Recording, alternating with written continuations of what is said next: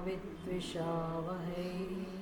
ॐ शान्ति शान्ति शान्तिः। ॐ श्रीकृष्णाय वासुदेवाय हरये परमात्मने प्रणतक्लेशनाशाय गोविन्दाय नमो नमः। गुरुर्ब्रह्मा गुरुर्विष्णुः गुरुर्देवो महेश्वर गुरुरेव परं ब्रह्म तस्मै श्रीगुरवे नमः। मूकं करोति वाचालं पङ्गुं लङ्घयते गिरिं यत्कृपातमहं वन्दे परमानन्दमाधवम्।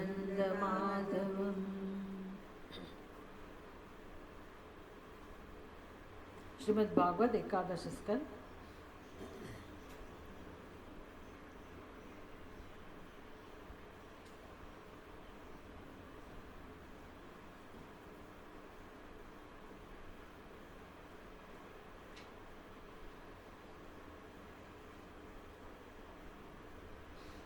एकादश स्कंद 7वां अध्याय 65वां श्लोक।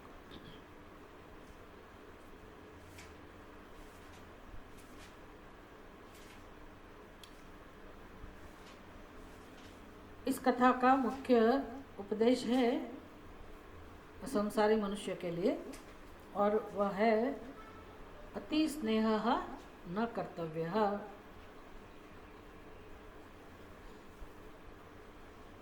अति स्नेह न कर्तव्य, ऐसा उपदेश कभी भी नहीं हो सकता है, क्योंकि स्नेह स्वाभाविक स्वभाव है मनुष्य का।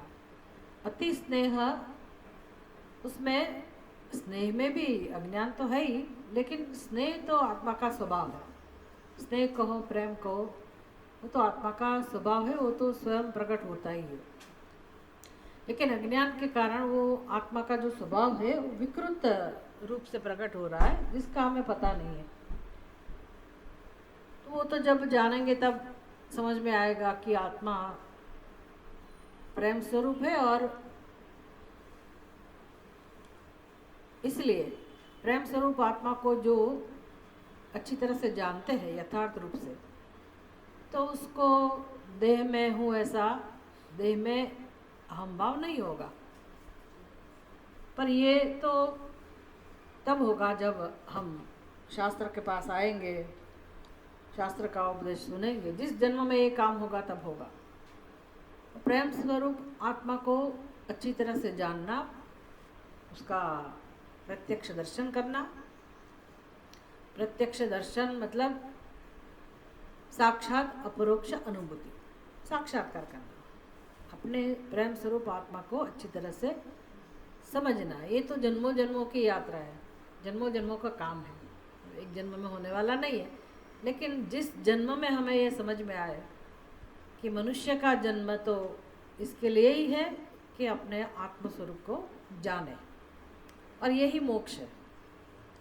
अपने स्वरूप को पहचानना और उसको यथार्थ रूप से पहचान कर उसमें आत्मबुद्धि दृढ़ करना, और जो अपनी बुद्धि में, अपने चित्त में आत्मा के विषय में जो अज्ञान है और उसके कारण जो भी संस्कार है जन्मों जन्मों के, ऐसी अविद्या की निवृत्ति एकमात्र मनुष्य जीवन का प्रयोजन है। ये जिस जन्म में हम समझेंगे तभी वहाँ से हमारी ऊर्ध्वीकरण की प्रक्रिया शुरू होगी। मुक्ति के रास्ते पे हम धीरे धीरे आगे बढ़ेंगे। ऐसे मुक्ति फटाक से मिल जाती है, कोई उसका समय है ऐसा नहीं है।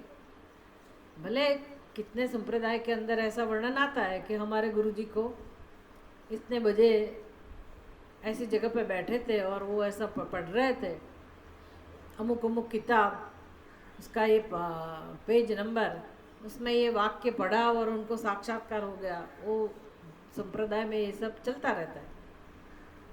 लेकिन ये वेद का वेदांत सिद्धांत है। सिद्धांत मतलब सत्य। वो ऐसा है कि भी अज्ञान धीरे धीरे निवृत्त होता है। जन्मों जन्मों का अज्ञान है, तो उसकी निवृत्ति में समय लगता है। जैसे जैसे अज्ञान की निवृत्ति होती है, अविद्या की निवृत्ति अपने आप तो नहीं होती।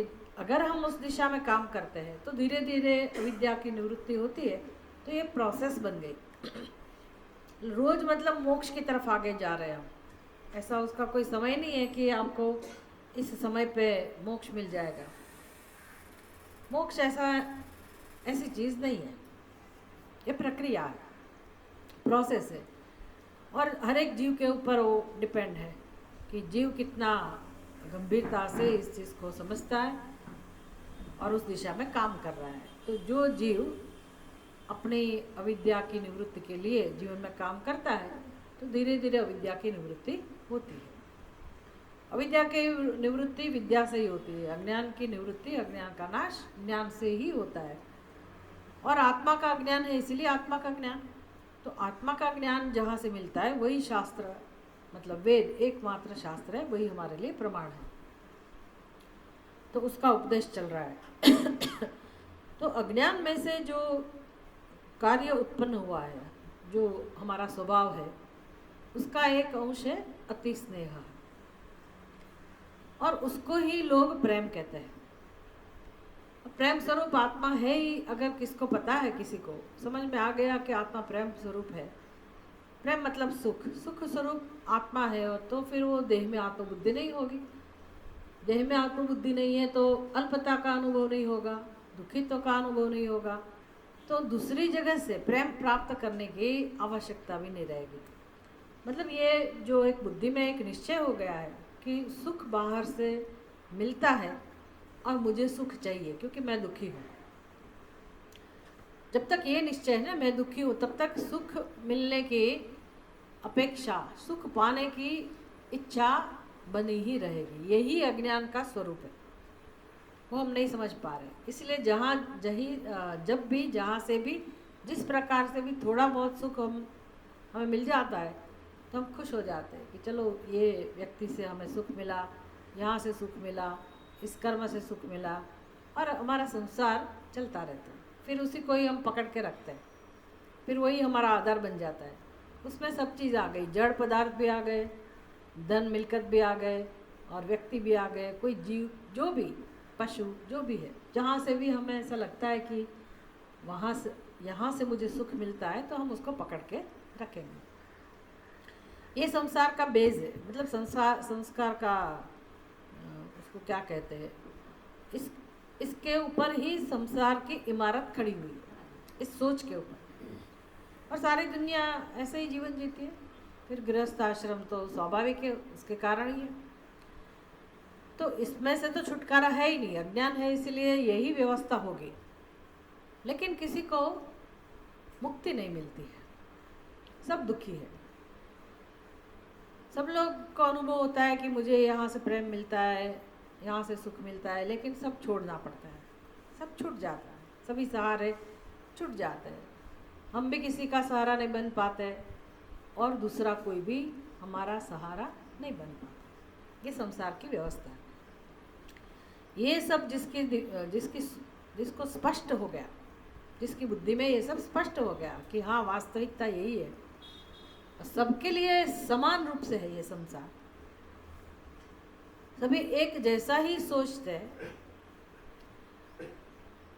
लेकिन ये सत्य नहीं है। ये तो शास्त्र के पास आएंगे, सत्संग करेंगे तभी समझ में आएगा कि ये सत्य नहीं है। तो दुख का रहस्य समझ में आ जाएगा कि यही अज्ञान के कारण सभी जीव त्रस्त है, सभी जीव दुखी है, और मैं भी दुखी हूँ। इसलिए उपदेश जो दिया गया है, यहाँ दिया जा रहा है, वो किसके लिए है? इतना विवेक जिसके अंदर है, जो ये समझ पाते हैं, उनके लिए उपदेश है। बाकी किसी को समझ में नहीं आएगा। अति स्नेह न करते हो मतलब क्या है? आप प्रेम करने के लिए मना कर रहे हो। बच्चों के प्रति स्नेह नहीं होगा तो किसके प्रति होगा? तो स्नेह तो ठीक है अभी, लेकिन स्नेह भी मैंने कहा ना कि मैं देह हूँ इस अज्ञान के कारण, इस अध्यारोप के कारण, देहात्म बुद्धि के कारण ही मुझे दुख का अनुभव है, अपूर्णता का अनुभव है। इसलिए प्रेम या सुख बाहर से मिलेगा या मिलना चाहिए और मिलने के लिए हम प्रयत्न करते हैं। ये सब संसार का स्वरूप है। तो ठीक है, जब तक समझ में नहीं आएगा कि सुख स्वरूप आत्मा ही है और मैं दुखी हूं ही नहीं, मेरी सोच में ही गलती है, आत्मा सुख स्वरूप है, जब जब ये समझ में आ जाएगा तब हमारे हृदय में आनंद, सुख, शांति का ही अनुभव होगा। फिर आप जिसके भी साथ व्यवहार करेंगे, जहाँ भी होंगे, सबके प्रति आपके हृदय में स्नेह ही होगा, प्रेम ही होगा। ये अलग बात है, आपका व्यवहार प्रेम से ही होगा, आपके छोटे मोटे सभी कर्म प्रेम पूर्वक के ही होंगे। लेकिन प्रेम या सुख बाहर से प्राप्त करने की चेष्टा नहीं होगी, अपेक्षा भी नहीं होगी।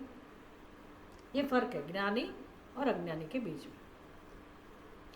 तब तक क्या करना, जब तक हमें समझ में नहीं आया कि मैं आनंद स्वरूप हूँ, मैं ही सुख स्वरूप हूँ, और ये अज्ञान के कारण मुझे अपने स्वरूप का लाभ नहीं मिल रहा है, अनुभव नहीं हो रहा है, तब तक क्या करना है? तब तक बस यही जो दुनिया जैसे जीवन जीती है ऐसे हम अपना भले व्यवहार करें, जीवन जिए। लेकिन शास्त्र समझाता है कि उसमें भी बुद्धिपूर्वक व्यवहार करना सीखे। जैसे कि गृहस्थ आश्रम आवश्यकता है मनुष्य की। अभी आपका तो गृहस्थ आश्रम भी पूर्ण हो गया, अभी ये उपदेश क्या करना? आप अति स्नेह के प्रभाव में कहाँ तक आप घसीट के चले गए, अभी क्या करना? लेकिन चलो आओ, नेक्स्ट बर्थ, अभी इसके बाद जो दूसरा जन्म आएगा तो अभी से कुछ सोच लिया होगा, मतलब कुछ समझ में आ गई होगी बात, कुछ प्रयास किया होगा, तो अगले जन्म में आप सावधानी पूर्वक व्यवहार करेंगे, अगर मनुष्य का जन्म मिला तो। आप चाहोगे तो मिलेगा। आप निश्चय कर लोगे कि मुझे मुक्ति ही चाहिए इस जन्म में, ऐसा निश्चय हो गया कि मुझे मुक्ति ही चाहिए, इस जन्म में मिलेगी कि नहीं, लेकिन मुझे मुक्ति ही चाहिए। और मुक्ति के लिए शास्त्र जिस प्रकार से मार्गदर्शन देते हैं, भगवान जिस प्रकार से हमें व्यवहार करने को समझाते हैं, कर्म करने का समझाते हैं, तो उस रास्ते पे अगर हम चलना शुरू कर दे तो नेक्स्ट बर्थ हमारा मनुष्य का ही होगा। वो तो भगवान वचन देते हैं। लेकिन परिवर्तन नहीं आया हमारी सोच में या हमारे व्यवहार में, तो संचित कर्म तो काम करते ही हैं, उसके प्रभाव से हम कोई भी शरीर प्राप्त कर सकते हैं। आवश्यकता नहीं है कि मनुष्य का ही शरीर प्राप्त करें। लेकिन इस जन्म में निष्काम कर्म और मोक्ष के प्रति श्रद्धा रख के अगर हमने धीरे धीरे अपना जीवन उस दिशा में जीना शुरू किया और भगवान का उपदेश का अनुसरण शुरू किया, तो संभावना है कि हमें मनुष्य का जन्म मिले। कोई बात नहीं, भले देर हो गई, लेकिन ये अपने दुख का कारण तो हम समझ ही सकते हैं अभी कि क्या दुख का कारण है। अति स्नेह, अति स्नेह यही एक दुख का कारण है, इसलिए कहते हैं अति स्नेह न करते हुए। लेकिन हो गया उसका क्या? अभी अति स्नेह है ही, उसका क्या? पीछे जा सकते धीरे धीरे। जब दुख का कारण समझ में आ गया कि यही दुख का कारण है, तो हम अपने आप को उसमें से धीरे धीरे मुक्त कर सकते हैं। अति स्नेह दुख का कारण है, ऐसा हमारा अनुभव है। फिर भी ये कथा के माध्यम से अच्छी तरह से अवधूत जी हमें सिखा रहे हैं कि देखिए ये अबूध पक्षी कबूतर अति स्नेह के कारण कैसी परिस्थिति में पहुंच गया। कपोतश्च कपोती च प्रजापोषे सदोत्सुकौ गतौ पोषणमादाय स्वनिडम उपजग्मतुः। जब वो अपने घोंसले में वापस आए, परत आए बच्चों के लिए सब भोजन लेके, तो हमने देखा कि कैसे वो शिकारी आया, उस बच्चे को उन्होंने जाल में पकड़ लिया, सभी बच्चे को। तो ये कपोती ने देखा, स्वात्मजान अवीक्ष स्वात्मजान वीक्ष्य स्वात्मजान बालकान जाल सुवृत्तान वीक्ष्य। कपोती ने देखा कि मेरे बच्चे जाल में फंसे हुए हैं। अपना ही प्राण स्वरूप। अभी देखिए, कपोती एक है उपाधि, वो माता है जरूर है, उसके बच्चे भी है, लेकिन उपाधि तो दो है ना। कपोती का एक स्वतंत्र शरीर है और उसके बच्चे, उनके भी शरीर अलग है। सबका अस्तित्व तो भिन्न है ही। कुदरत ने ऐसा बनाया, भिन्न ही है। लेकिन बुद्धि में वो कपोती के बच्चे हैं, वो भी बराबर है, लेकिन फिर भी उसका भी कहीं अस्तित्व है। लेकिन कपोती के मन में वो जो भिन्नता है ना, उसके ऊपर आवरण आ गया और वो कहती है ये आत्मजान। आत्मजान मतलब मेरा ही आत्मस्वरूप है, ये बच्चे मेरी ही आत्मा है। इसका मतलब है मेरे और मेरे बच्चे में कोई अंतर नहीं है। ये हुआ ना इसका मतलब। जैसा आपके बुद्धि में है, मेरा बच्चा तो प्राण से, मेरा बेटा मेरे लिए तो प्राण समान है। बेटा कहो, एक बेटा हो तो अलग बात है, जितने बेटे हो सब बेटे प्राण समान है, बेटियां वो भी प्राण समान है, उसके बच्चे हैं ज़्यादा प्राण समान है। अगर उसके भी बच्चे हैं तो पूछो ही मत। मतलब इतना फैला हुआ है हमारे संसार का, इतना फैला दिया है हमने अपनापन। अभी वास्तविक स्वरूप तो ऐसा है कि सब अलग अलग है और सब कभी साथ में रहते भी नहीं है। आजकल तो ज़्यादा करके सब विदेश में है, तब भी इतना अटैचमेंट, इतना अटैचमेंट। तो अटैचमेंट के कारण होता क्या है, जो वास्तविकता है वो दिखती नहीं है। वास्तविकता है वो दिखती नहीं है, क्योंकि उसका भी स्वतंत्र अस्तित्व है, वो भी एक जीव है, उसकी भी उपाधि है, वो मेरे साथ जुड़ा हुआ है। वो स्वीकार कर सकते हैं कि माता हूँ मैं, पिता हूँ, ये मेरे बच्चे हैं, बराबर है। और उसके पीछे भी कोई कारण है, बहुत सारे नियम है, लेन देन का जो कानून है, कायदा है, कर्म का कायदा है, कर्मफल का सिद्धांत, लेन देन का सिद्धांत, ईश्वर की योजना, बहुत सारी चीज़ें हैं। लेकिन मैं और मेरा, इसके कारण मैं और मेरा भी नहीं, मेरा नहीं हो तो मैं ही हूँ, ये ख्याल, इसको कहते हैं अतिस्नेह। तो जो जुदाई है, वास्तविकता है, उसके ऊपर एक आवरण आ गया और बुद्धि में बिल्कुल ऐक्य है। इसको कहते हैं अतिस्नेह, जहाँ विवेक है ही नहीं। इसके कारण क्या होगा, ये स्टोरी में सिखाते हैं कथा में कि वो कपोती अभी जाल में नहीं फंसी है। कपोती जाल में नहीं फंसी है, उसके बच्चे फंसे हुए। दुख जरूर होगा उसको, कोई भी माता को दुख होगा अपने बच्चे को इस हालत में देखकर, लेकिन अभी तक वो नहीं फंसी है, तो वो कुछ उपाय कर सकती है ना, कुछ उपाय कर सकती है कि बच्चे को कैसे छुड़ाए, या तो मैं कैसे दूर रहूं शिकारी के सकंजे से, मैं भी नहीं फंसूं। सब उपाय उसके पास में है, दोनों के पास है। लेकिन अभी वो कपोत नहीं आया, कपोती पहुंच गई है, पर अति स्नेह के कारण वो कुछ सोच नहीं सकती। विवेक का दरवाजा बंद हो गया। हमारे जीवन में वही होता है ना, विवेक नहीं होता, संभावना है लेकिन विवेक नहीं कर पाते कि मैं अभी स्वतंत्र हूँ, तो मैं उसको अगर कुछ नहीं कर पाई, लेकिन मेरा जीवन तो मैं सफल कर सकती हूँ, मैं तो दुख में नहीं जाऊँ, ऐसा तो सोच सकती थी वो।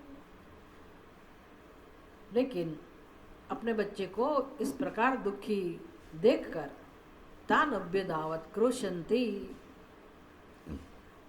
क्रोशतः वृष दुखिता, वृष दुखिता अत्यंत दुखी और विलाप करती हुई स्वयं भी अपने बच्चों के साथ जा बैठी। वो जो अंतर था ना, वो अंतर उसने मिटा दिया। वो स्वतंत्र थी, लेकिन फिर भी वो उसी जाल में बच्चों के पास चली गई कि मेरे बिना मेरे बच्चे कैसे रह सकते हैं। बस यही, मेरे बिना मेरे बच्चे कैसे रह सकते हैं, और बच्चे के बिना मैं कैसे रह सकती। अति स्नेह के कारण वो उसके पास दौड़ गई।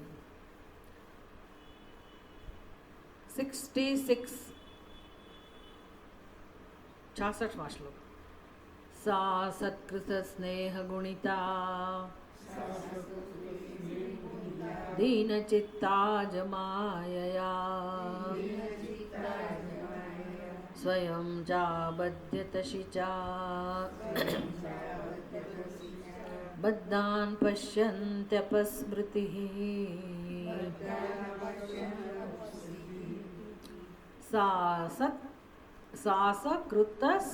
कृत स्नेह गुणिता। सासकृत, इसमें संधि आपको अलग करनी पड़ेगी। एक पहला शब्द है सा।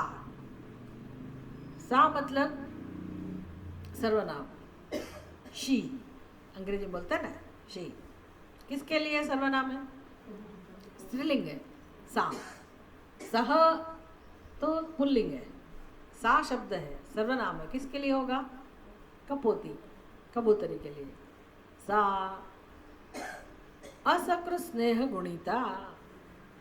सकृत स्नेह, असकृत स्नेह गुणिता, निरंतर।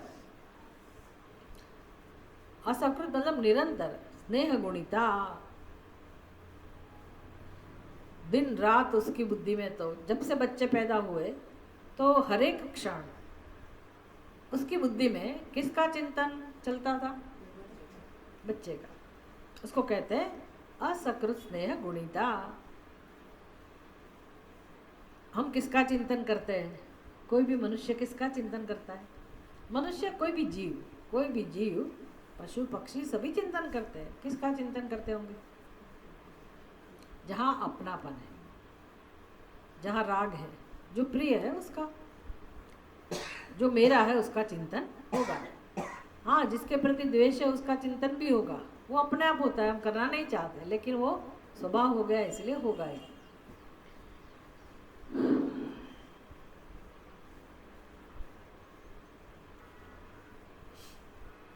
ये संसार का सादृश्य अनुभव है। हमें सीखना है कि संसार किसको कहते हैं, हमारी बुद्धि में क्या चल रहा है। चिंतन जो चल रहा है वही तो उसका ही महत्व है ना। हम कहाँ बैठे, क्या कर रहे हैं, किसके पास है, वो गौण है। सबसे अधिक महत्वपूर्ण बात क्या है? सबसे ज़्यादा महत्वपूर्ण बात क्या है? हम क्या सोच रहे हैं, हमारे दिमाग में क्या चलता है। यही सबसे बड़ी समस्या है। रात को सोने कौन नहीं देता? सब सुविधा है, लेकिन दिमाग में जो चिंतन चल रहा है उसके कारण हम कभी सो भी नहीं पाते। किसने ऐसा दिमाग बनाया? भगवान ने बनाया। भगवान ने बनाया। किसने बनाया?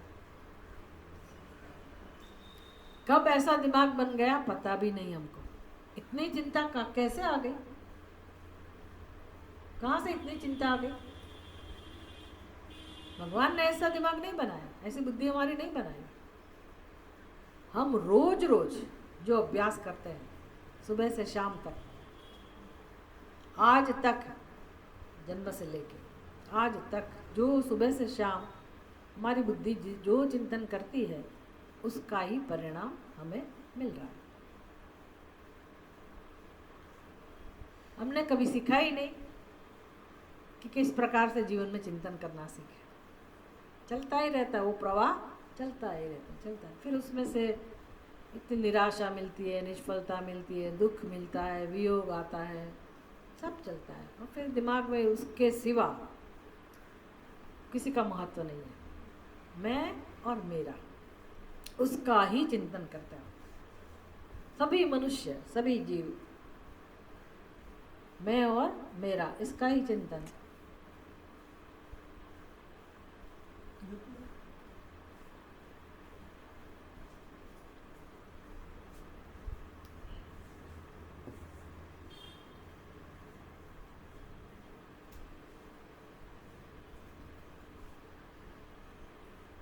Good, very good.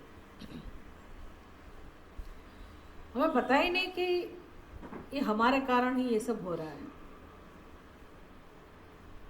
पहले के ज़माने में तो क्या था, ये सब तो संसार का स्वरूप है ही, लेकिन फिर भी सिखाते थे, सिखाने का तरीका था,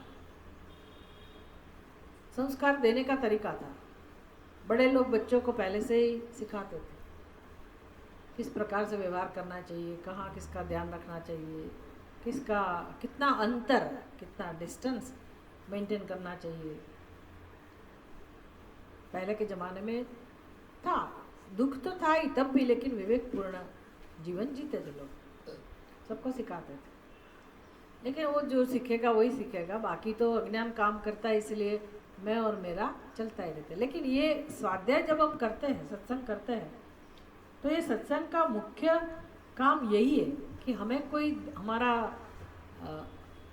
हमें सिखाए कि हमारी बुद्धि में क्या चल रहा है, बात सही है कि नहीं, बस हमें ये देखना है।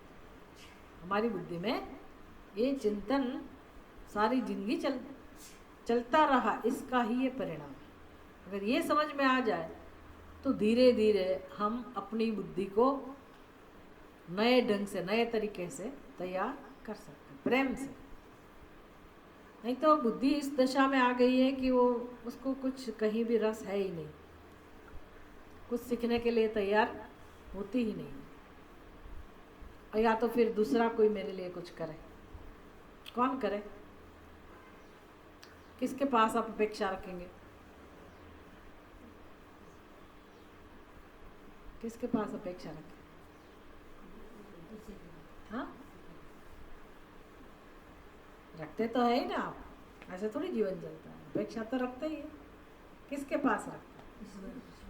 वही ईश्वर से नहीं रखता है। ईश्वर से रखते हैं तो क्या, कब के आपका ये उद्धार हो गया होता। दुख इसलिए है कि ये मेरा ध्यान नहीं रखता है, ना तो पति मेरा ध्यान रखता है, ना मेरा बच्चा मेरा ध्यान रखता है, ना पत्नी मेरा ध्यान रखती है, मेरा कोई है नहीं।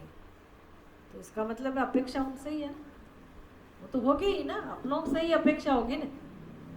गृहस्थ आश्रम है ही इसके लिए कि बुढ़ापे में बच्चे उसका ध्यान रखें, यही तो है ना। लेकिन सिखाया नहीं है, संस्कार ही नहीं है, तो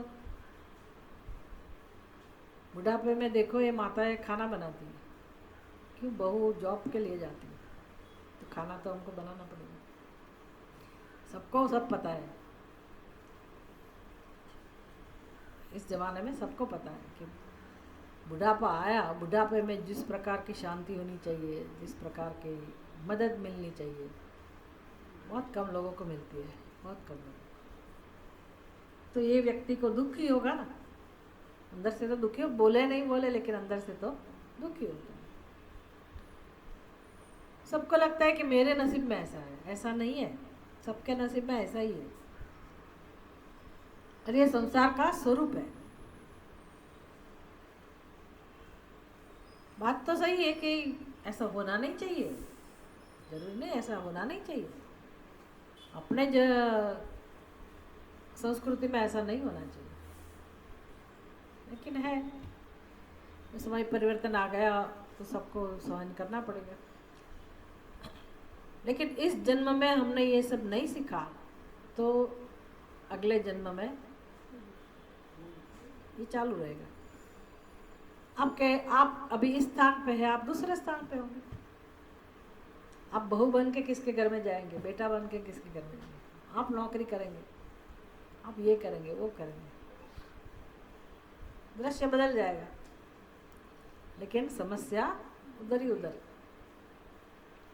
इसीलिए इस जन्म में जाग जाओ कि हमें अभी नहीं चाहिए ये सब।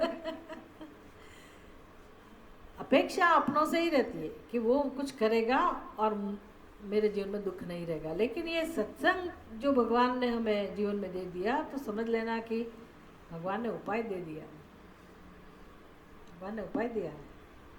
सत्संग नहीं करते वो भी दुखी है, सत्संग कर रहे वो भी, उसकी परिस्थिति भी ऐसी है, लेकिन वो बाहर निकल सकते हैं, बाकी लोगों को पता नहीं, हम बाहर निकल सकते हैं।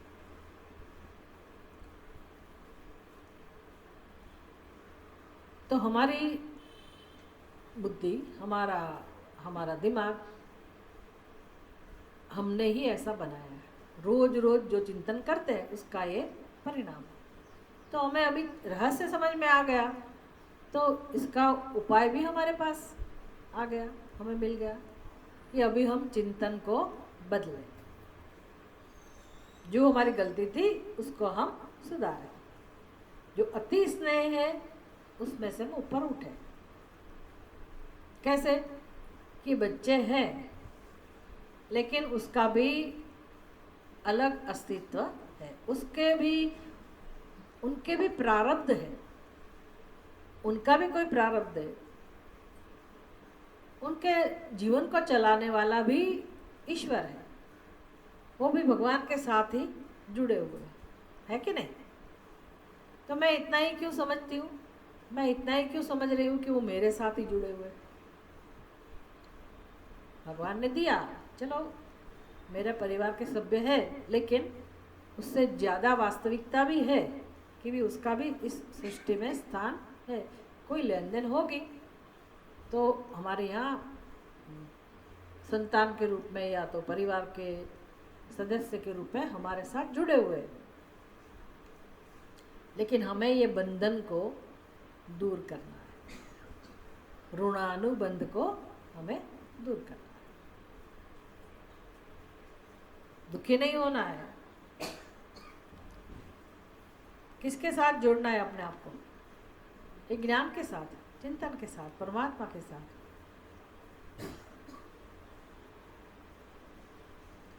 फिर वो बेचारी बेसुध हो गई, बच्चों के जाल में जाके गिरी। सा असकृत स्नेह गुणिता, ये उसका विशेषण है, इसलिए हमने इतनी चर्चा की। गुणिता मतलब बंधी हुई, गुणिता बहुत अच्छा शब्द है। गुण माने रस्सी, गुणिता मतलब रस्सी से बंधी हुई, हम भी बंधे हुए। कौन सा गुण? स्नेह गुणिता, स्नेह स्वरूप गुण। एक बार स्नेह किया, 2 बार स्नेह किया, कोई बात नहीं, सारी जिंदगी स्नेह का स्वरूप इतना ही है, मैं और मेरा, मैं और मेरा, मेरा मेरा मेरा मेरा, बस मेरा के अंदर मैं आ ही गया। स्नेह का दूसरा कोई स्वरूप हम नहीं जानते। भाई मेरा नहीं हो तब भी स्नेह तो प्रकट हो सकता है, व्यवहार तो हो सकता है। दिमाग में ये जो मेरापन है उसको हटा सकते हैं, वो नहीं कभी हटाया, वो बढ़ता रहा। अभी मेरा होता, अगर सही में मेरा हो सकता था तब भी बात अलग थी, लेकिन कोई किसी का, भगवान ने बनाया ही नहीं है कि कोई किसी का हो सके। सबके रास्ते अलग अलग है, लेकिन हमने बुद्धि में पकड़ लिया है कि नहीं ये मेरा है, मेरा है। तो इसको कहते हैं स्नेह गुणिता। तो सभी जीव ऐसे ही है, वो बेचारी ऐसी स्नेह गुणिता, दीन चित्ता जमाया, अज्ञान के कारण जिसके चित्त की हालत इतनी दीन है, बेचारी बेचारी बन गई। हम भी कैसे हैं? असहाय, हम भी अंदर से परवश है, असहाय, क्या करें क्या करें, बस यही अंदर से, कोई उपाय नहीं है हमारे जीवन में। इसको कहते हैं दीन चित्ता जमाया, दीन चित्त वाले बेचारे, मतलब कोई उम्मीद नहीं है जिसको जीवन में। ऐसी एक कपूती स्वयं च अबध्यत, खुद जो मुक्त थी वो खुद जाके वही जाल में गिर पड़ी, बच्चों के पास। बद्धान पश्यन्ति अपस्मृति ही मतलब बेसुध हो गई वो बेचारी, बेहोश हो गई। फिर अभी शिकारी इसको छोड़ेगा? ये तो मुफ्त में मिल गए ना, बच्चे तो मिल गए थे, अब एक और मिल गया उसको, तो शिकारी ने उसको जाल में फंसा लिया, कपोती मिल गई। अब क्या है कथा आगे? बच्चे तो फंस गए, उसकी माँ भी फंस गई, ये तो उसमें कोई उम्मीद नहीं है। लेकिन वो कपोत, उसके बारे में हम क्या सोच सकते? वो भी दुखी तो जरूर हो सकता था, लेकिन जाल में नहीं फंसा था ना, अपना जीवन बचा सकता था। बच्चा हुआ ही है वो, उसकी भी क्या हालत होती है देखो। कपोतश्चात्मजान बद्धान आत्मनोऽप्यधिकान् प्रियान् भार्यां चात्मसमां दीनः विललापाति दुःखितः। कपोतः च आत्मजान् बद्धान् आत्मनः अपि अधिकान् प्रियान् भार्यां च आत्मसमां दीनः विललापाति दुःखितः। कपोत की हालत क्या हो गई? कपोतः च, कपोती तो बेचारी इस हालत में आ गई, फंस गई। अभी कपोतः च आत्मजान बद्धान, आत्मजान बद्धान अपने स्वजनों को जाल में फंसे हुए देखकर आत्मनक अपि अधिकान प्रिया, अति स्नेह की व्याख्या भी कर रहे हैं ग्रंथकार। अति स्नेह मतलब क्या? आत्मनः अपि अधिकान प्रियान। अभी आत्मा को सबको प्रिय है ना, सबको अपनी आत्मा प्रिय है। कितना भी हम दूसरे को प्रेम करते, लेकिन फिर भी सबको अपना जीवा भले प्रत्येक आत्मा को प्रिय होता है। महाभारत में ऐसी कथा सुनाते हैं कि जब युद्ध हो गया, फिर गांधारी बहुत विलाप कर रही थी। इतने बच्चे मर गए, उसके पुत्र मर गए, बहुत दुखी थी वो, और खाना पीना छोड़ दिया था, विलाप कर रही थी वो। लेकिन कितने दिन वो बिना खा के रह सकती है? फिर तो इतने जठराग्नि प्रदीप्त होता है, भूख लगती है, कहाँ से भोजन लाए? तो कहीं पेड़ पे उसने फल देखा, लेकिन वो उधर उसका हाथ नहीं पहुंच पाता था। तो क्या किया बताए? जितने भी लाशें पड़ी थी उसके ही पुत्रों के, उसको एक के ऊपर रख के फिर उधर तक गई और उसने वो फल तोड़ा। मतलब सबको अपना जीव तो पसंद है ना, अपना जीवन पसंद है ना, सबको अपनी आत्मा प्रिय है। लेकिन ये तो आत्मा अपनी अधिकान प्रिया है, अपनी आत्मा से भी अधिक प्रिय। वो कौन है? कपोत के लिए कौन है? कपोती और बच्चे दोनों, अपनी फैमिली। आत्मजान भार्याम च, अपने बच्चे और अपनी पत्नी। आत्मसमाम, आत्मसमाम भार्याम, आत्मा के समान अपनी पत्नी, प्रिय पत्नी। और आत्मा का आत्मनः अपि अधिकान प्रियान आत्मजान, आत्मा से भी अधिक प्रिय बच्चे और आत्म समान अपनी पत्नी। वर्णन कितना सुंदर लगता है, आहा, कितना प्रेम है।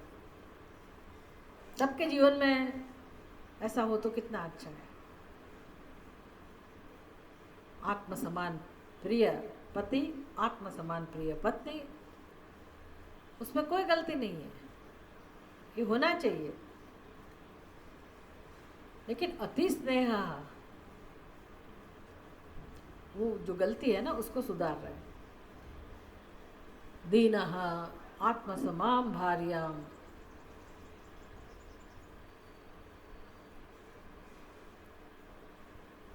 बद्धान,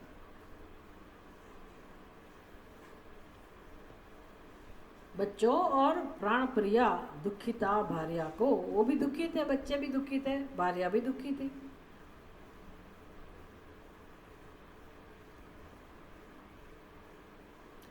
विललापाति दुखितः, अत्यंत दुखी अपनी भार्या को जाल में फंसे देखकर। कपोतः अपि, कपोत भी बेचारा असहाय हो गया, दुखी हो गया। हम भी बहुत दुख में फंस जाते तो कुछ सोच नहीं सकते। हम स्वस्थ हो, लेकिन घर की परिस्थिति देख के हम भी बेसुध जैसे हो जाते हैं, दुखी हो जाते हैं। ये स्वीकार्य है, ये तो कोई भी समझ सकता है, ये तो नियम है। जहाँ जहाँ मैं और मेरा है वहाँ उसको दुखी देख के हम दुखी होंगे ही। यहाँ तक तो समझ में आता है। बाहर रास्ते पे हम जा रहे हैं और हमें किसी को नहीं पहचानते, तो उसको भी ऐसी हालत में अगर देख लिया तो भी हमें दुख होता है, ये तो स्वाभाविक है। लेकिन विवेक कि मैं और इसके अंदर जो अंतर है, वो अंतर मैं बना रख सकती हूँ ना, वो अंतर है, वो अंतर को रिस्पेक्ट देना चाहिए कि वास्तविकता है। तो मैं जो हूँ, जहाँ भी हूँ, उसका भी एक महत्व होना चाहिए ना। भगवान ने मुझे भी जीवन दिया है, मेरा भी अस्तित्व है, और मैं अपनी बुद्धि से, शक्ति से उनको जरूर मदद करूँ, हो सके इतना प्रयास करो, उनको दुख में से बाहर लाओ। ऐसा नहीं कि मैं बच गया, भगवान की कृपा है, ये भले उसके का प्राप्त के कारण वो बेचारे मर गए, फंस गए, और मैं तो भाग्यशाली हूँ, मुझे भगवान ने ऐसा दुख नहीं दिया, ऐसा उपदेश नहीं है। लेकिन मैं बच सकता हूँ, या तो बच सकती, मैं उस परिस्थिति में नहीं हूँ। मेरे अंदर जो सामर्थ्य है उसका उपयोग करके मैं उनको भी मदद कर सकती हूँ। अगर वो भी संभव नहीं है तो मैं अपने आप को तो कम से कम बचा सकती हूँ। मुझे तो जीवन दान मिल सकता है, लेकिन ये विवेक वो नहीं कर सका और वो दुखी हो गया। किस प्रकार से सोचने लगा, अहो मे पश्यतापायम् अल्प पुण्यस्य दुर्मते अतृप्तस्य कृतार्थस्य गृहस्त्रैवर्गिको हतः।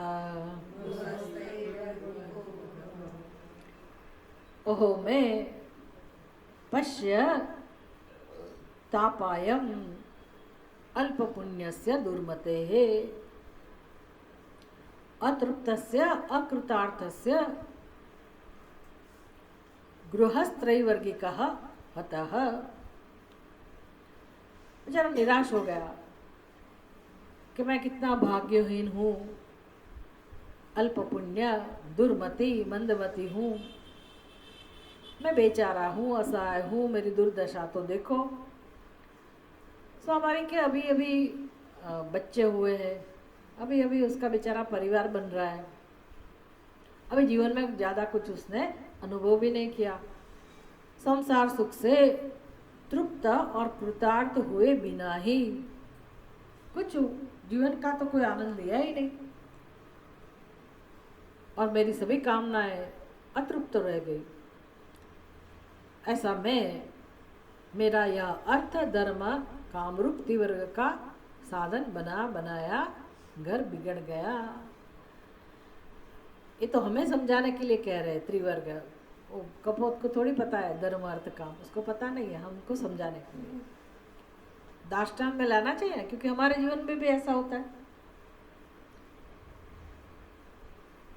क्या क्या नहीं होता है हमको तो नहीं, सब दुनिया का सब पता नहीं रहता है ना हमको, लेकिन सबके जीवन में कुछ न कुछ होता ही रहता है। कोई छोटी उम्र में बेचारे छोटे बच्चे का कुछ प्रसंग आ रहा है, और पिता को हार्ट अटैक आ गया, या तो छोटे बच्चे को कुछ तकलीफ हो गई, माता पिता, कभी कभी तो बूढ़े लोग अभी भी हैं और उसके बच्चे चले गए, ऐसा भी है, संसार का स्वरूप है ऐसा।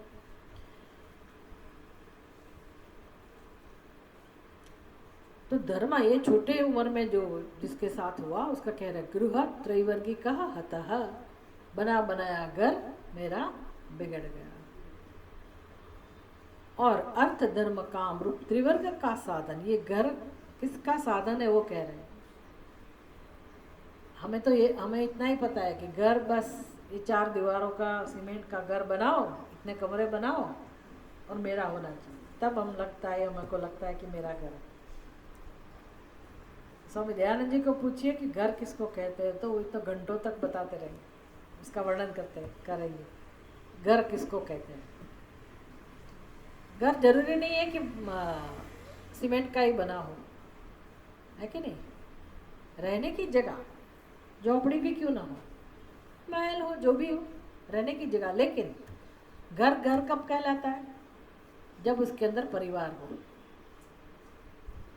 और परिवार के बीच संवादिता हो, स्नेह हो, आपस में कर्तव्य हो, सब अपना काम प्रेम से करते हो, और सबसे ज़्यादा सबसे इम्पोर्टेंट, घर वही है जहाँ रोज भोजन पकता है। रोज जहाँ भोजन बनता है उसको ही घर कहते हैं। ऐसा नहीं कि फ्रिज में डाल दिया 1 हफ्ते तक का बना के, फिर रोज इतना इतना निकाल के बनाते जाओ और खाते जाओ, इसको घर नहीं कहते। जहाँ ताज़ा भोजन रोज बनता है, भोजन जिस घर में नहीं है, जहाँ किचन नहीं है, उसको घर कहते ही नहीं। आज यहाँ ऑर्डर कर दिया, वहाँ ऑर्डर कर दिया, बाहर से खाना खा लिया, टिफिन मंगवा लिया, क्या करें, लोग ऐसा करते हैं। लेकिन वास्तव में आनंद कहाँ है? जीवन जीने का आनंद कहाँ है? भोजन सबसे महत्वपूर्ण प्रवृत्ति है ना। इसका आनंद, बनाने का आनंद है, खिलाने का आनंद है, खाने वाले का आनंद है, और सबसे आवश्यक है, सबसे महत्वपूर्ण है, हमारी आवश्यकता है भोजन। इतना ही नहीं, घर में रह के करना क्या है? किस लिए ये कुटुंब परिवार है? किस लिए है? सभी जीव को आगे बढ़ना है, सभी जीव की आध्यात्मिक उन्नति होनी चाहिए। तो अर्थ काम तो सबके अंदर पड़ा है, सबकी इच्छा है। तो अर्थ काम के लिए तो ये घर है, चलो उसके लिए तो पुरुषार्थ करना ही है।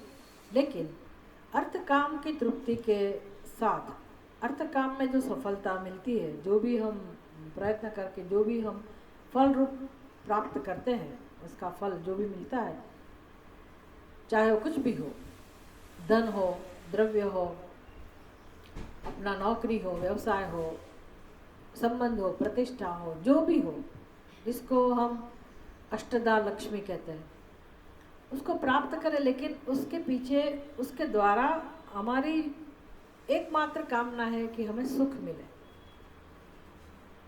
सबकी इच्छा ये है ना कि सुख मिले, सभी जीव को सुख मिले।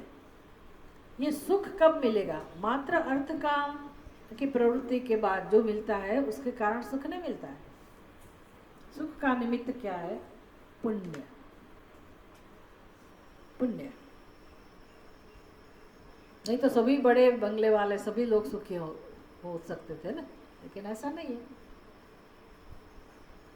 झोपड़ी में भी व्यक्ति सुखी हो सकता है, बड़े मकान में भी व्यक्ति सुखी हो सकता है। तो सुखी जो व्यक्ति है उसका कारण क्या है? पुण्य। पुण्य। अब व्यक्ति जहां भी हो लेकिन दुखी है तो उसका कारण क्या है? उसके विपरीत। पुण्य किसका फल है? सत्कर्म का, धर्म का। और पाप किसका? अधर्म का। तो कौन सा पुरुषार्थ जीवन में चाहिए? खाली अर्थ का? धर्म भी चाहिए। ऐसा नहीं है कि जिसको मोक्ष चाहिए उसके लिए धर्म है। गृहस्थ के लिए सबसे बड़ा, मनुष्य के लिए ही सबसे बड़ा पुरुषार्थ, सबसे प्रथम पुरुषार्थ कौन सा बताया गया? धर्म, फिर अर्थ और काम, और धीरे धीरे आप परिपक्व बनते जाए और फिर मोक्ष पुरुषार्थ शुरू होता है। लेकिन वैसे तो एक ही पुरुषार्थ मोक्ष। मोक्ष के लिए ये सब सहायक है, साधन है, धर्म, अर्थ और काम। मुख्य पुरुषार्थ कौन सा है? मोक्ष। तो ये गृहस्थ जो घर है, गृहस्थी जिसको बोलते हैं, खाली घर नहीं है। ऐसा मकान बना लिया उसको घर नहीं कहते। जब आप उसमें रहने जाओ, आपका वसवाट हो, आप गृहस्थी बनो, तब उसको घर कहा जाता है। और उस घर में ये पुरुषार्थ होना चाहिए, धर्म, अर्थ और काम, तभी जीवन है। लेकिन ये बेचारा विलाप कर रहा है कि मेरा घर नष्ट हो गया। मतलब सभी सभ्य फंस गए। अनुरूपानुकूला च यस्य मे पतिदेवता शून्ये गृहे मां संत्यज्य पुत्रैश्वर्याति साधुभिः।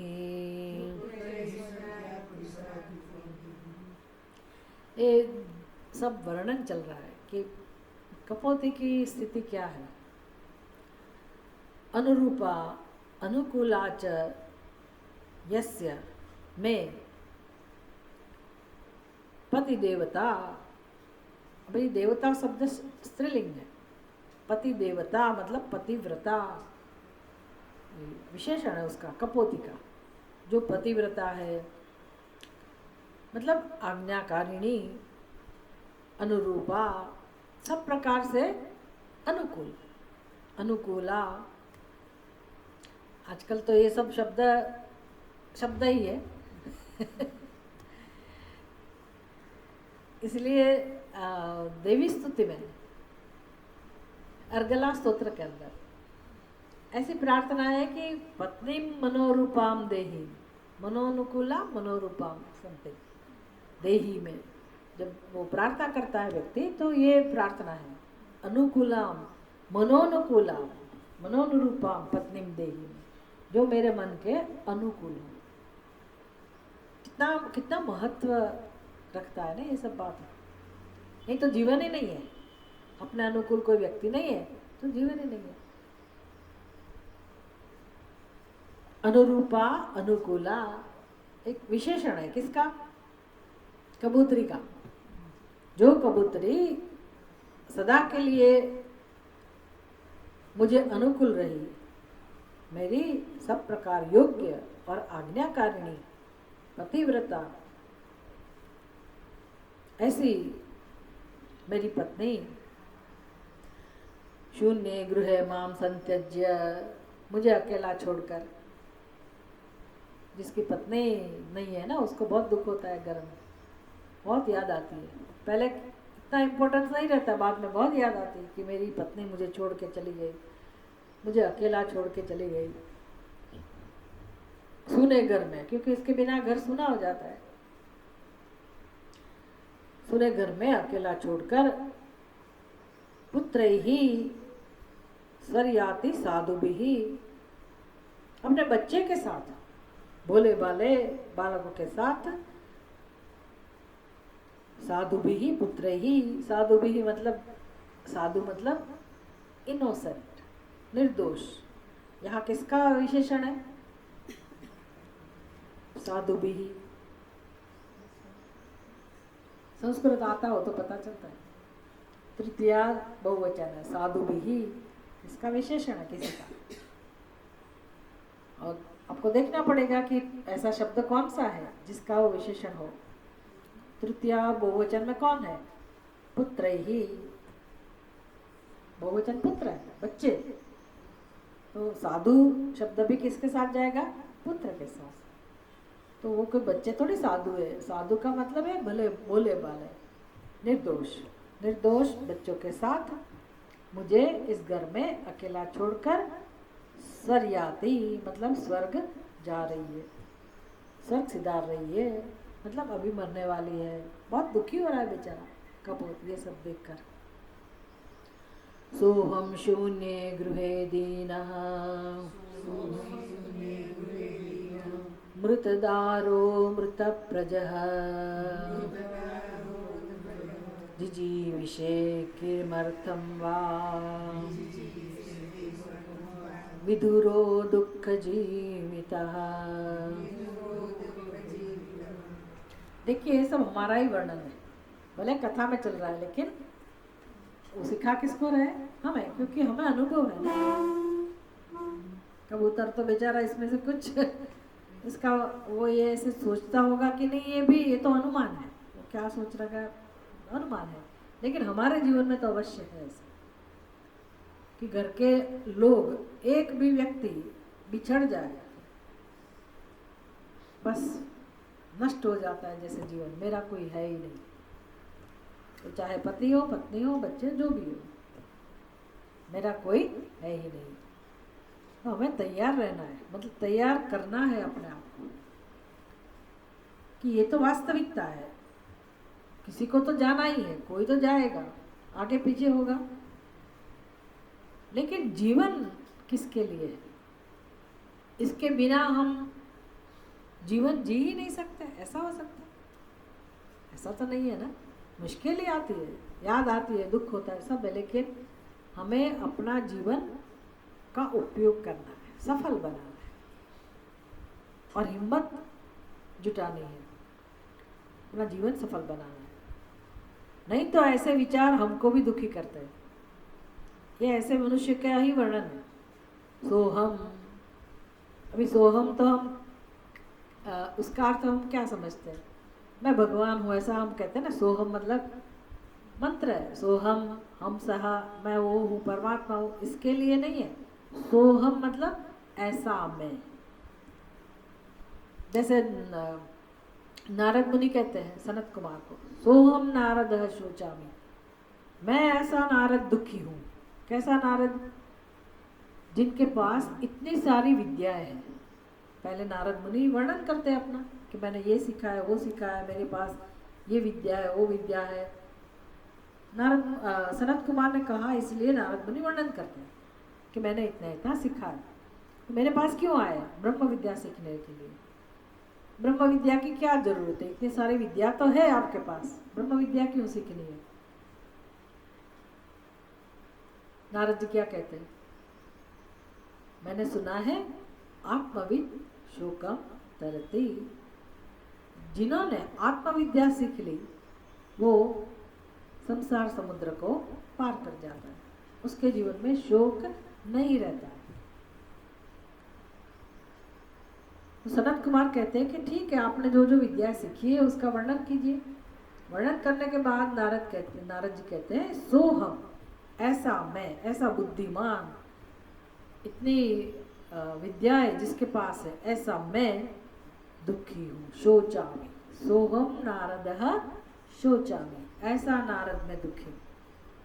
सोहम का मतलब ऐसा मैं। तो यहाँ भी सोहम, सोहम मतलब अभी हमें होमवर्क करना पड़ेगा। अगले श्लोक में जो वर्णन किया ना कि कैसे वो उसकी पतिव्रता स्त्री स्थिति में है, उसके बच्चे, भोले वाले बच्चे, ये सब मरने की आर पे है, मरने की तैयारी में है। ऐसा मैं सोहम, अकेला मैं रह गया। शून्य गृहे, घर में मैं अभी अकेला रह गया, क्योंकि उसका घोंसला तो दूर है। या तो बना सकता है, जो भी है, ना बनेगा। वो तो बच्चे फंस गए जाल में और उसकी पत्नी वो फंसे। वो तो खुद अभी स्वतंत्र है ना, लेकिन वो अपने आप को कैसा मान रहा है? सोहम, ऐसा मैं। कैसा मैं? शून्य गृहे दीनः। दीनः मतलब अत्यंत बेचारा, असहाय, दुखी, अकेला, जिसके घर में कोई नहीं है, ऐसा। शून्य गृहे दीनः। मृतदारः, संस्कृत कितना सुंदर है। मृतदारः, दारा मतलब पत्नी, फिर उसमें से ये शब्द बना समास, जिसकी पत्नी अभी मरने ही वाली है। तो हमारे यहाँ इसको क्या कहते हैं? जिसकी पत्नी नहीं हो उसको क्या बोलते हैं? विदुर।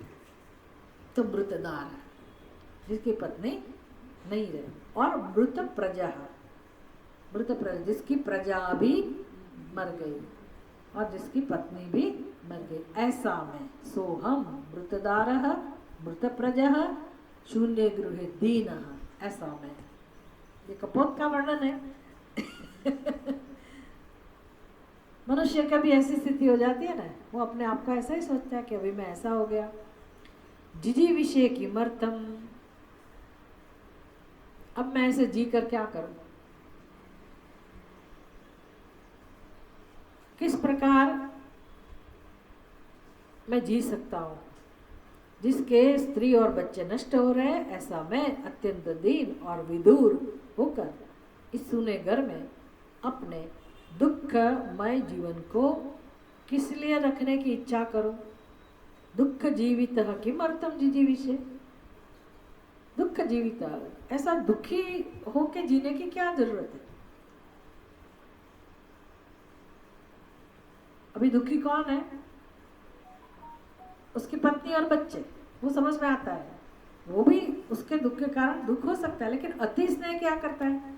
अपने स्थान को उधर ही रख दिया, जैसे मैं भी जाल में फंसा हूं। अथवा तो मेरे बिना, मैं इसके बिना कैसे रह सकता हूं? जो मरने जा रहे हैं, मेरे पुत्र मेरी प्रजा, इस दुखी परिस्थिति में है, सब लोग दुखी है, तो अभी मैं अकेला रह गया, तो बिना उसके मैं कैसे जी सकता हूं? मतलब मेरे अंदर जीने का सामर्थ्य नहीं है। इतना ही नहीं, मुझे जीना भी नहीं चाहिए। क्यों? क्योंकि मेरी इतने प्रिय पत्नी मर गई और बच्चे मर गए, तो मुझे जैसे जीने का अधिकार ही नहीं है, मुझे कि जीने की इच्छा करनी ही नहीं चाहिए।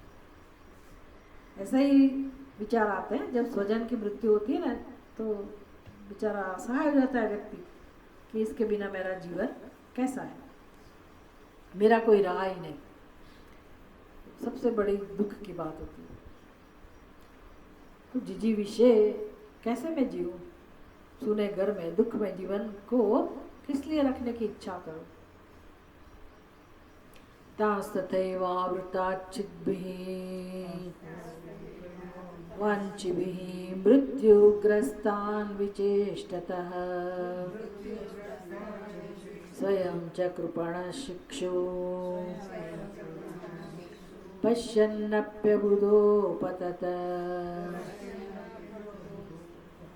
तांस्तथैव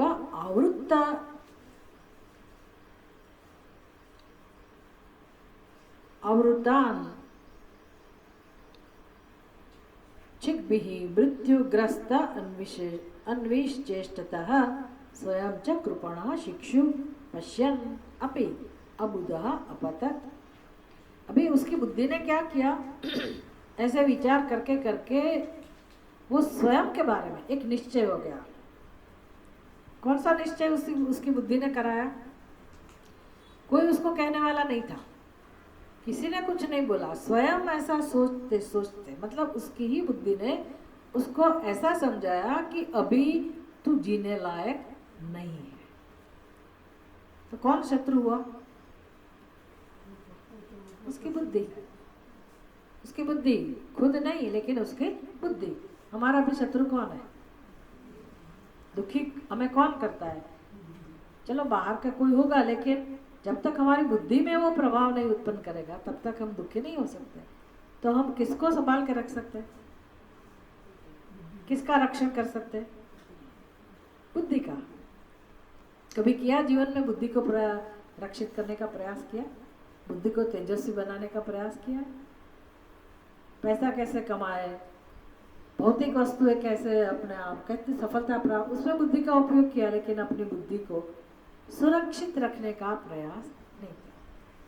भगवान की शरण में जाए, या प्रार्थना, या सत्संग, अच्छे विचार, यही एक उपाय है अपनी बुद्धि को सुरक्षित बनाने का, तेजस्वी बनाने का।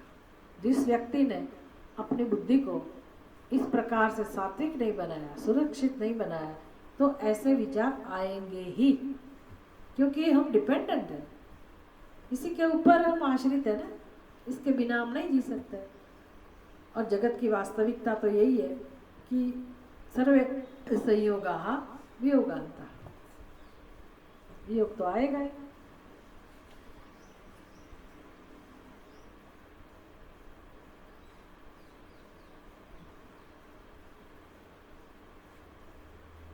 इस प्रकार जाल में फंसकर मृत्युग्रस्त हुए, तान तथैवावृतान् चग्भिः मृत्युग्रस्तान्, ये सब विशेषण है स्त्री और बच्चे के लिए। जाल में मृत्युग्रस्त हुए, जाल में फंसे हुए और जाल में फंसकर मृत्युग्रस्त हुए, उससे छूटने के लिए प्रयत्न करते हुए उन स्त्री और बच्चों को देखकर भी, क्योंकि वो बच्चे और स्त्री वो जाल में फंसे, छूटने का प्रयास बहुत बहुत कर रहे हैं, लेकिन सफलता मिलने वाली नहीं है, उसको पता है। तो ऐसे तड़पते हुए अपने स्त्री और बच्चों को देखकर खुद भी वह कबूतर दीन हो गया, बुद्धिहीन, अल्प बुद्धि, अबूध बेचारा कुछ नहीं कर पाया और स्वयं उसी में कूद पड़ा। अंत में क्या कर सकता है वो? उसकी जो दशा है स्त्री और बच्चों की, उसी स्थिति में अपने आप को वो डाल देता है कि मुझे भी जीना नहीं। वो मुक्त था, जी सकता था, लेकिन उसकी बुद्धि ने उसको प्रेरणा ही नहीं दी। कौन कारण था? अति स्नेह। तो हमारे जीवन में हम मर तो नहीं जाते, लेकिन मरे हुए होकर ही जीते हैं। मर नहीं जाते, लेकिन अंदर से मरे हुए, मेरा कोई नहीं है, मेरा कोई नहीं है। तो ये सब निकालना है अपनी बुद्धि से, अपने दिमाग में से, ये सब निकालना है। तो ये तो अवश्य है, संसार का स्वरूप ऐसा ही है। दुख तो जरूर है, लेकिन फिर भी कुछ कर सकते हैं। क्या कर सकते हैं? अपनी बुद्धि को शिक्षण दे सकते हैं। अच्छी सोच, अच्छा शिक्षण, अच्छा संस्कार, ज्ञान प्राप्ति के द्वारा हम अपने आप को मुक्ति की तरफ आगे ले जा सकते हैं, जीवन जी सकते हैं। प्रभु का नाम तो ले ही सकते हैं, भजन तो कर ही सकते हैं, अपना जो कर्म करना है वो हम कर सकते हैं। इसके लिए बहुत हिम्मत चाहिए। भगवान देते हैं, एक ही उपाय है, भगवान की शरणागति और ये सत्संग। लेकिन याद रखना है कि खुद का जीवन भी महत्वपूर्ण है।